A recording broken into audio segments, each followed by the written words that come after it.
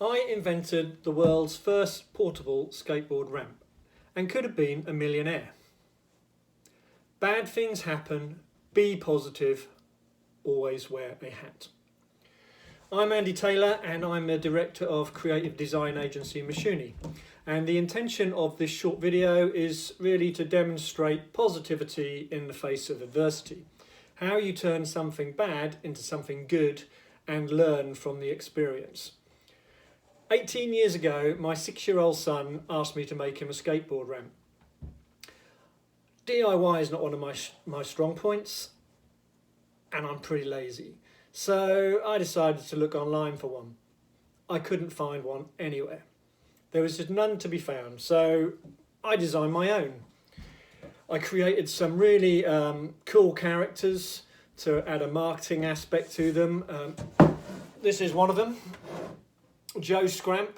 There's also, this is actually the first prototype of the ramp. There was Reggie Radical, Katie Kicks Butt and Frank Funk.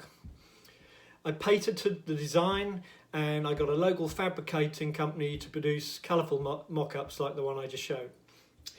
I then went on the path of trying to gain interest in the product. This involved going to extreme sport exhibitions and toy fairs.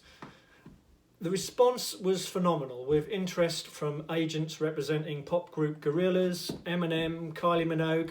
In fact, the latter company representing Kylie wanted to use them in a Kylie show. We made a brief appearance on Sky TV covering the toy fair for new innovations, and we obtained 11,000 orders based on seeing our fiberglass products. This was awesome, but it was also a big problem as I did not have the money to get them mass produced. So I presented the orders and the prototypes initially to banks and business angels, but as skateboarding was not mainstream in those days, they considered it too great a risk. And the next stop was to approach the distribution companies for skateboards, who supplied the likes of independent skate shops, but more importantly, the likes of Argos and Toys R Us. Now, I vividly remember the day when one of the distributors called me to invite me down to his luxury mansion in Buckinghamshire to congratulate me on the design of my ramps, but also to tell me that one of the companies, his competitors that I had also presented to, were currently getting they'd stolen the idea and they were getting the skateboard ramps made in China.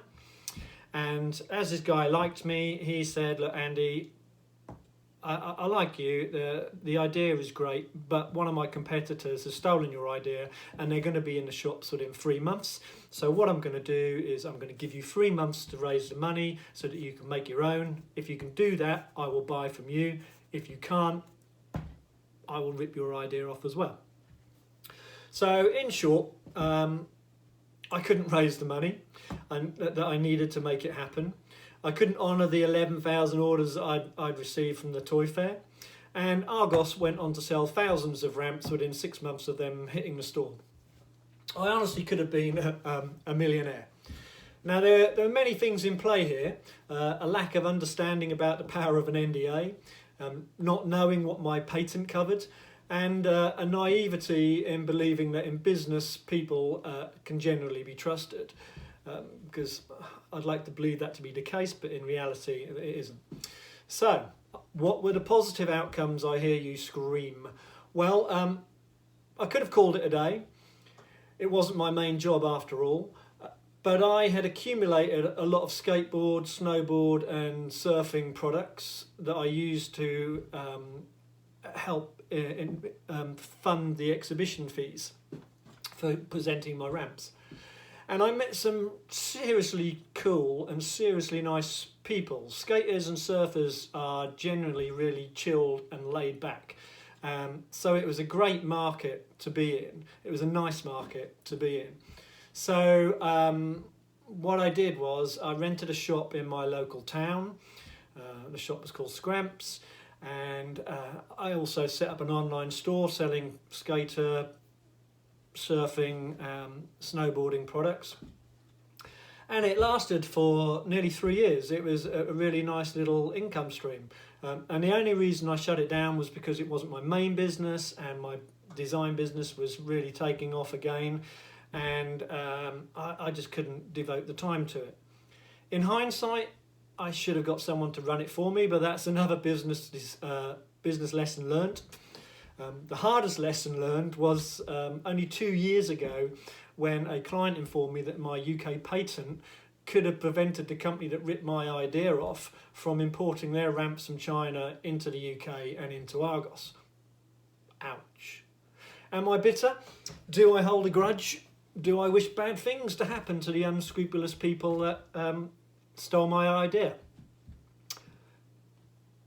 Too bloody right I do. Yes, of course I do. But, you know, let's just put it down to one of life's rich tapestry of challenges and move on. You can't change the past. You can only think about the now and what you can do for the future. So remember, think of positives and you can get through any situation. Keep smiling at all times and wear a hat. It doesn't matter what type of hat it is, and I look forward to speaking to you again. My next video is going to be also positive, but it's going to be offering tips on what you could be doing with your business during this current crisis. So thank you very much for listening. Please don't forget to look at my website, www.mashuni.com. Be positive, try not to worry, and if you want any help, just ask. Thank you.